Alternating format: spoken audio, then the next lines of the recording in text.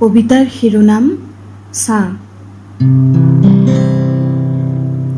মই যদি তুমি হলোহেঁতেন, তোমাৰ খোজত খোজ দি নাহিলোহেঁতেন বোকাময় আলিবোৰ, গলোহেঁতেন আপোন বাটেৰে, যি বাট আন্ধাৰ অথবা পোহৰৰ।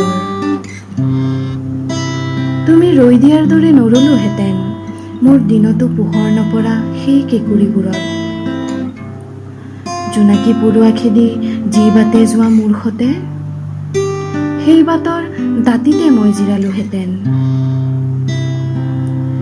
আঁউসীৰ ৰাতিবোৰত যি বাটে তুমি ধুমুহা বেগে যোৱা, সেই বাটে মোৰ ভৰিযোৰ খুপি খুপি ৰলহেঁতেন।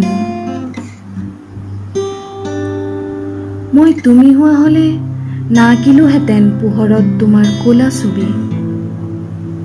মই তুমি হোৱা হলে নেহেৰুৱালোহেঁতেন তোমাৰ কেনভাছত মোৰ তুলিকা।